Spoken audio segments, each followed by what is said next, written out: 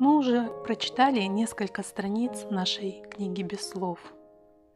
Следующая страница рассказывает нам о жизни, угодной Богу.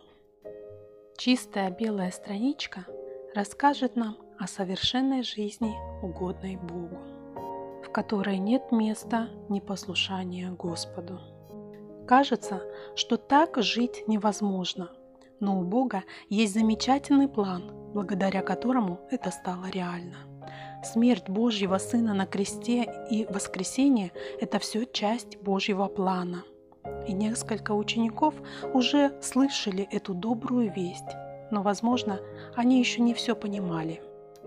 Два человека шли по пыльной дороге из Иерусалима в Эмаус.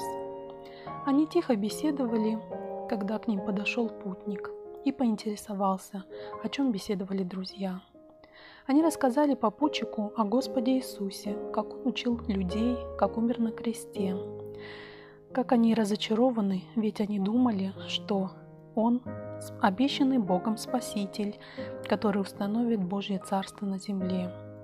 Хотя кое-кто из учеников говорит, что Он жив, было ясно, что эти двое учеников не верили. Путник напомнил им обо всем, что писали пророки в Ветхом Завете. Бог сказал, что тот, кого Он обещал послать, умрет за грехи людей. От слов незнакомца друзьям стало немного легче. Неверие в Божье Слово – это грех. Возможно, ты знаешь о Боге, слышал, что Бог говорит о грехе, узнал о том, что Господь Иисус сделал для грешников. Ты знаешь, что Бог хочет, чтобы ты отвернулся от своих грехов и доверился Его Сыну. Ты сделал это? Если нет, тогда на самом деле ты не поверил Божьему Слову. Эти двое тоже не верили. Они были очень смущены и опечалены. Добравшись до Эмауса, они пригласили незнакомца на ужин. Гость взял хлеб, поблагодарил за него Бога, разломил и передал ученикам. И когда он сделал это, Библия говорит, что открылись у них глаза, и они узнали Его. Это был живой Господь Иисус. Из-за своего неверия они были слепы и не видели истину.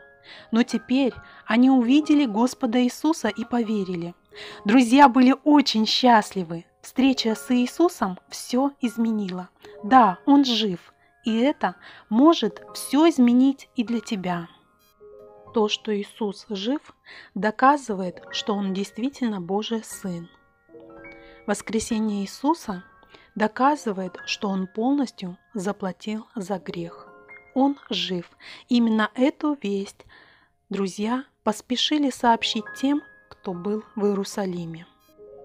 И они рассказывали о произошедшем на пути. Когда они говорили об этом, сам Иисус стал посреди них и сказал им: «Мир вам!». Они смутились и испугались и подумали, что видят Духа. Но Иисус сказал: «Посмотрите на руки мои и на ноги мои, это я сам. Дух плоти и костей не имеет, как видите у меня». Иисус хотел, чтобы Его ученики поняли, что Он сделал для них. Он хочет, чтобы и ты это понял. Иисус – единственный из всех, кто прожил на земле совершенную жизнь, которая так необходима нам, чтобы Бог принял нас. Божий Сын прожил эту жизнь и умер на кресте, потому что грех должен быть наказан. Иисус вечно живет. Мертвый Спаситель ничего бы не мог сделать для нас, но Иисус воскрес. Когда ты доверяешь Иисусу как своему Спасителю, ты совершаешь самый лучший обмен в своей жизни. Ты отдаешь Господу свои грехи, взамен Иисус дает тебе свою праведность, свою совершенную жизнь послушания. Как все меняет тот факт, что Господь Иисус жив. Для учеников Иисуса тот момент был самым незабываемым, но, к сожалению, Фомы среди них не было. Когда ему рассказали, что видели Иисуса, Фома сказал, что не поверит, пока не увидит сам и не прикоснется к ранам Его. Через неделю ученики Иисуса снова собрались в комнате. Дверь была закрыта. Фома был вместе с ними. Господь неожиданно появился в комнате, как и в прошлый раз. Он обратился к Фоме и сказал: «Посмотри, прикоснись к ранам моим». У Фомы исчезли все сомнения. Он воскликнул: «Господь мой и Бог мой!» Фома наконец поверил, что Господь Иисус, Бог Сын, обещанный Спаситель, который умер и воскрес. В течение следующих нескольких недель Господа Иисуса увидели многие другие последователи. Однажды Он явился сразу 500 ученикам. Через 40 дней пребывания на земле Господь Иисус возвратился в свой дом на небесах к Богу. Люди, которые видели Его живым, уже никогда не были такими, как раньше. Смерть и воскресение Господа Иисуса изменили в их жизни все. Иисус может изменить все и для тебя. Ты можешь получить прощение грехов и праведность.